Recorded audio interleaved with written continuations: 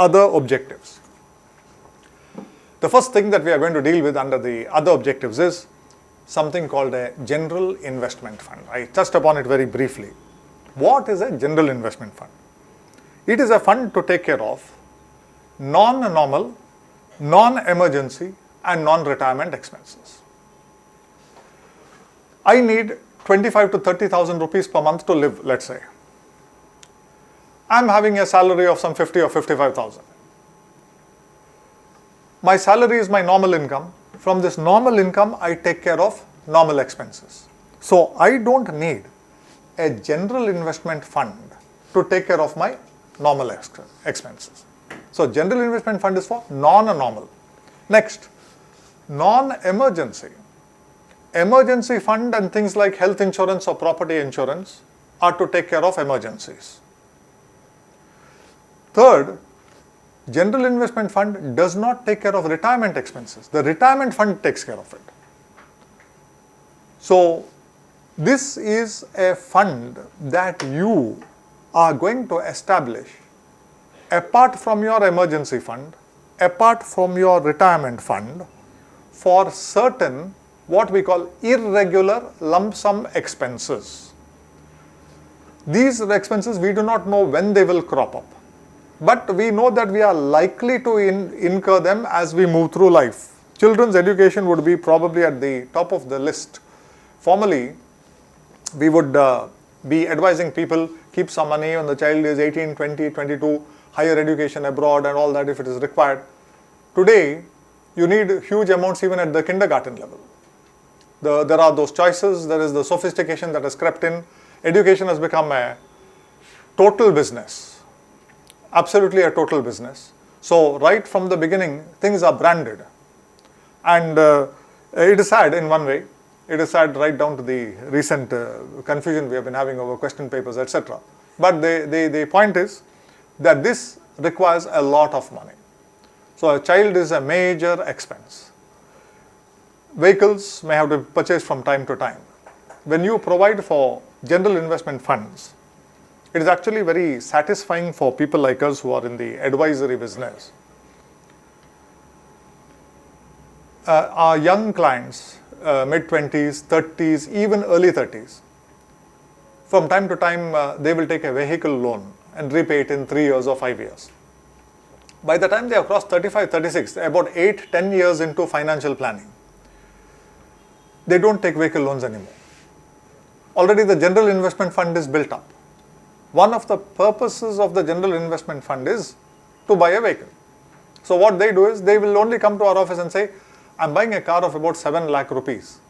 Can you tell me from where to withdraw? So what it means is I need to touch my general investment fund. You just tell me how much to withdraw from which particular fund or investment that I have kept aside. So slowly what happens is the whole need for loans disappears. So vehicle purchases, down payment on a house, 15, 20, 25% you may have to pay. Rest you can take a loan. That's also a general investment. That's why I said in 5 years, don't rush into a real estate purchase. 5 years after you start work. In that 5 years, you set up your emergency fund, start making contributions towards a general investment fund in addition to the retirement fund. Renovation of a house. You have bought a flat, 20 years later you may have to renovate it. The renovation will cost you much more than the original cost of the whole house. So for this also you have to place money aside. Marriages, religious, social functions, vacations, quite expensive these days. Last two, charity and selective intervention.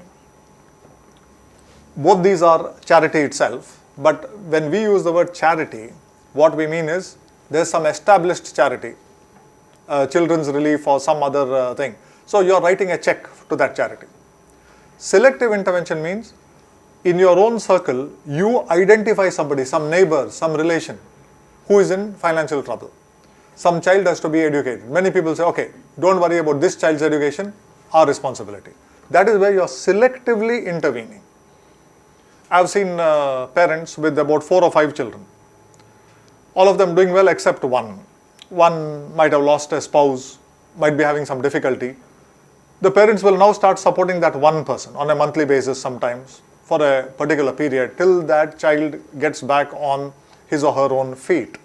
So this is all selective intervention. Actually, selective intervention is probably the best form of charity, because in the large charitable organizations, although their accounts may be audited and so many things may happen, there are also a lot of expenses in administration, salaries, you have to pay the social workers, etc. And to function at that large scale level, you need all those things. So when you make your donation, please understand that all your money is not going only to the charitable purpose. Quite a bit of your money is also going towards various administrative and other expenses.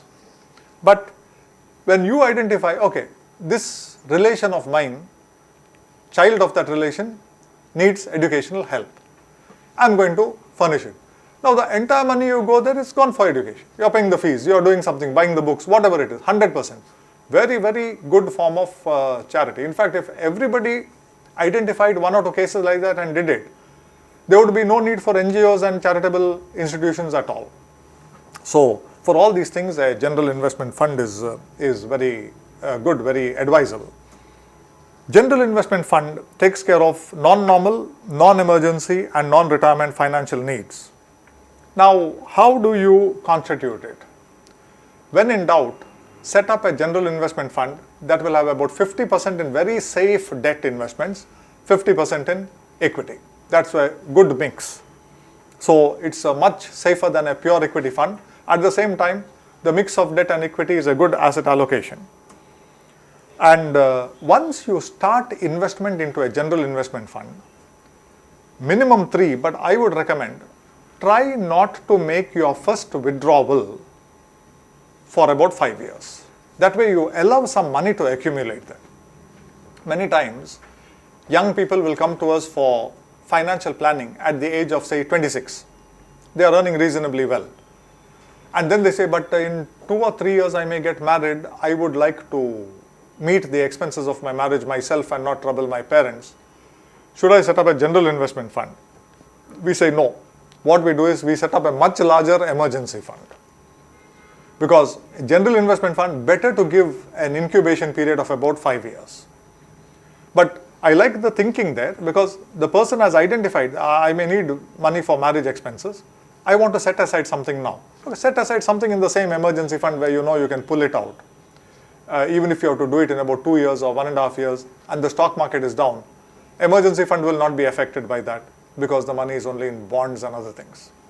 So general investment fund, once you set it up, at least 5 years, then you can make as and when you have these needs. You can pull out money, child's education, vehicle purchase, vacation, down payment, whatever it is, you can do it. There are in mutual funds certain asset allocation funds. There are balanced funds. You can choose any of these. If the amounts that you have are very large, you can also have separate funds, some debt, some equity. You can do rebalancing. Whatever it is, understand that the most effective strategy for a general investment fund is to have a mix of debt and equity. When in doubt, 50-50. And that way you can really set aside some money for these needs. Now, thumb rules are quite important. I have found them very useful. We have seen some thumb rules already. For example, one good thumb rule in life insurance would be, how much of life insurance should I take? Term insurance. 100 times your net income is a pretty good thumb rule. If my net income is 40,000, a 40 lakh term cover would be a very good idea. Emergency fund, 1 year's normal living expenses. Retirement, if I've got 2-3 decades or more, 10% of my net income. Another good thumb rule. Similarly, general investment fund, about 15% of my net income. So if 10% goes to retirement, 15% goes to general investment, I meet what we call the minimum savings ratio. I'll talk about the savings ratio a little later, of about 25%. It is a very good practice to start with 25% of my normal income being saved. If there are no loan EMIs to be paid, contribution to a general investment fund can be higher. Estate and succession planning. Very, very important. Educated people are neglecting this. Utter confusion when the person dies. Every citizen of this country is governed by a certain law of succession. How your assets will devolve on your legal heirs will be decided by the law. But the law gives you a right to make changes to the law itself. If you feel that you do not want to leave your assets as laid down by the law, you can alter the law itself by making a will. It is always good to consult a professional like a lawyer and draw up a proper valid will. We have seen so many cases where a will has been drawn up, witnesses have not signed, whole thing is invalid. Will is of 4 pages, the person has signed only on the last page along with 2 witnesses, invalid. Every page has to be signed. So we have seen all this careless handling of things. So much better to sit, make a full note of your assets. Descriptive, you need not go FD number, so and so, not required. All those things are not required. But just mention, I've got equity mutual funds, I've got a demat, I've got a PPF account. These are the rough description of my assets. Property, if you have got, it is better to mention the property correctly, including the town survey number, which village, and how many cents, boundaries, all those things which you find in the schedule in your property documents. But making a will is a very good idea, and there is no age. The moment you accumulate any meaningful assets is the age to start a will. So if somebody accumulates them at 30 is a good time to start making a will. On the subject of wills, there are so many of our citizens who are in foreign countries. Certain countries have certain laws. The laws could be religious, the laws could be secular. You have to be aware, if you are working abroad, what law will apply to my assets or monies abroad in case something happens to me abroad. Second point, is that law acceptable to me? Or do I have to make changes? This is something neglected, and especially our people working in the Gulf countries. The law is something totally different there, something that we are not used to. I have seen how when one spouse dies, the other spouse struggles and struggles to get the money. Instead of that, what has to be done is, a will has to be drawn up. In the will, it has to be stated that we are citizens of India. This is our religion. We are governed in India by this particular act. We want our monies to devolve on our legal heirs, on those we leave behind, by this act, as per this act. This act gives us the power to make a will. And exercising that power, this will is being drawn up. So such a recital should be there in a will. With this kind of a background, the wills for those kind of people are totally different for wills made by people in India. Giving all that background, you have to draw up a will. Then either get it attested by a notary, or better still, by the Indian embassy or consulate in the foreign country. Now when that is done, it is respected. We have had some very smooth processes when people have taken that kind of trouble. So this is a very important thing to keep at the back of your mind to avoid needless, unnecessary complications later on. I'm not going to talk too much about this. In the old days, the HUF was a very good, Hindu undivided family was a very good strategy to reduce taxes a little bit. But slowly all those exemptions and concessions given to it have been now almost taken away. Private family trusts, when the need is there to take care of someone who cannot take care of himself or herself. For example, there is a little bit of a mental illness in a family. 1 or 2 people are affected by it, or physical disability. You want to establish a trust. Transfer some assets to that trust and give trustees the task of looking after this person, making use of the assets to look after this person who is ill or not capable of looking after himself or herself. It's a very, very important and huge activity in the advanced countries. Unfortunately, in India, although there are a large number of private trusts, the whole concept of trusteeship is not very advanced. I am hoping that one day it will get more and more advanced, and there will be professional trustees who will actually carry out the orders of the author of the trust as per the author's wishes.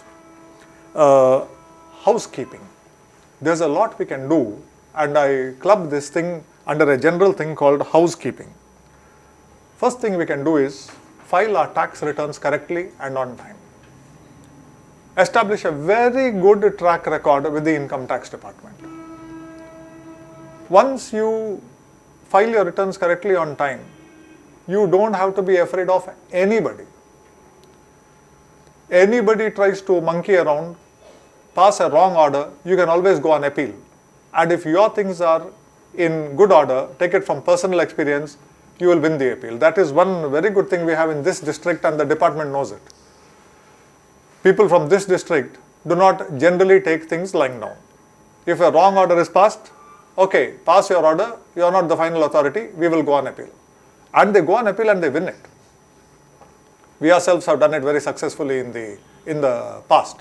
And the appellate officers are very much, they will listen to the side of the SSC, and if you are reasonable and your contentions are correct, the order by the lower officer, the IT or the ACIT will be struck down. We have had numerous cases there.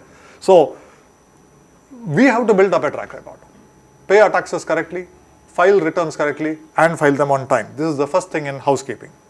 Second, very important thing, which so many people neglect.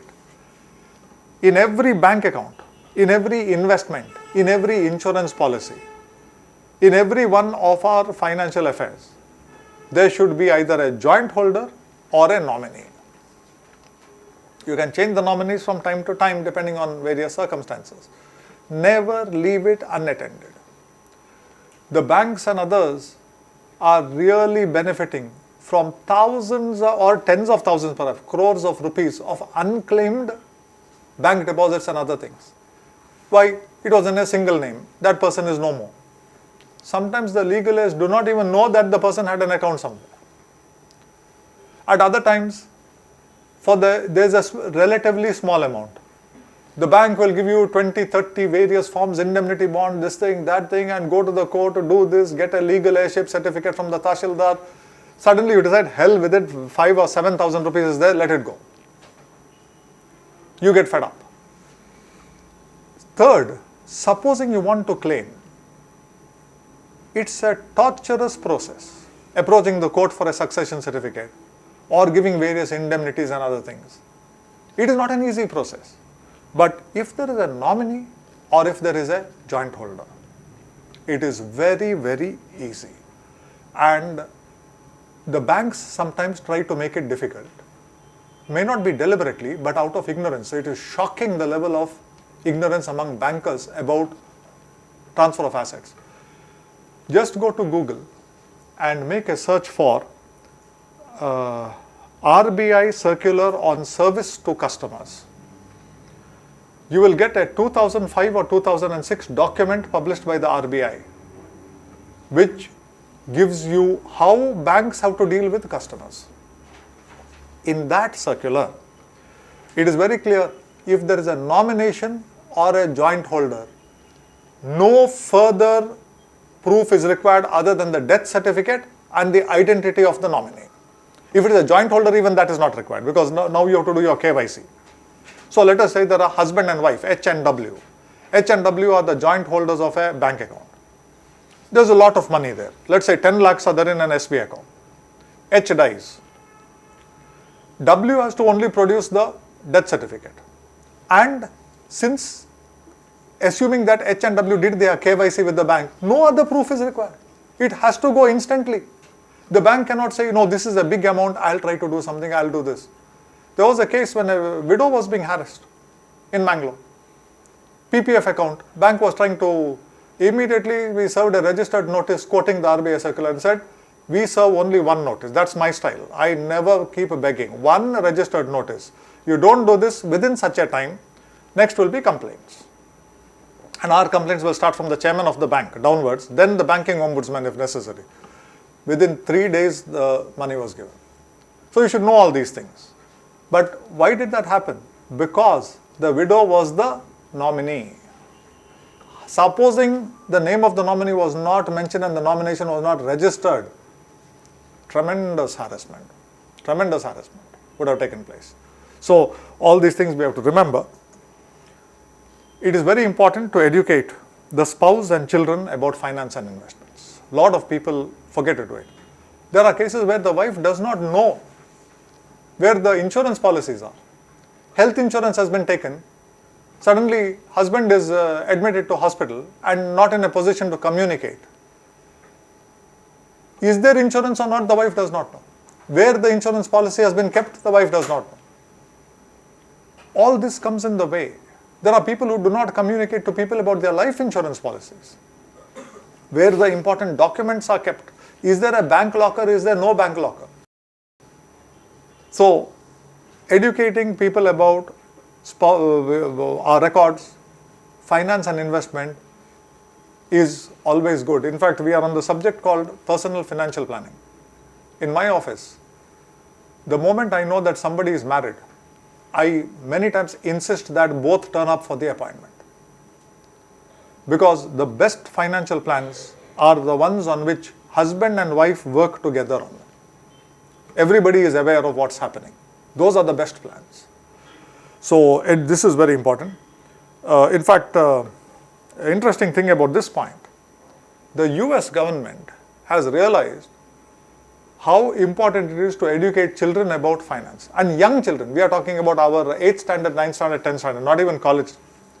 So they have come out with a number of websites. You can once again get these websites on Google. Sanctioned, funded by the US government, where simple concepts of investment are explained to children. In fact, among my students was a teacher in one of the main high schools in Mangalore.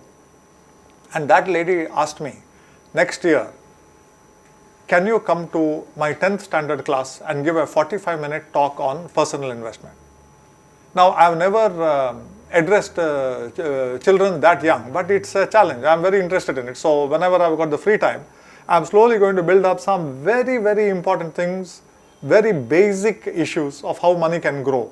What is interest? What is a contract when you give money to a bank? What is the essential contract? Your money is being parted. Therefore, you have no control over it for some time. In return, what do you get? That concept of interest.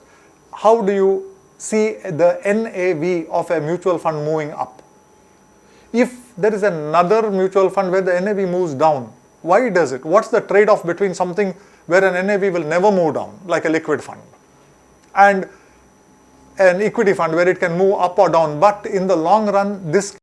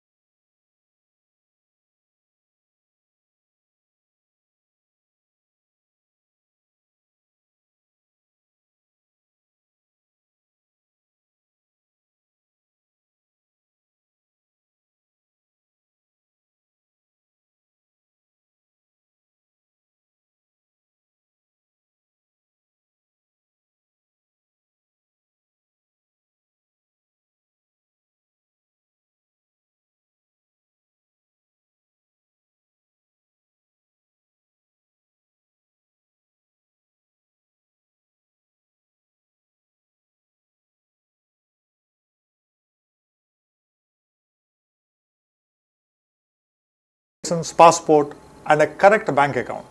And we see repeatedly, for various reasons, people being very, very careless about their names. In one place it will be one name, another place it will be another name.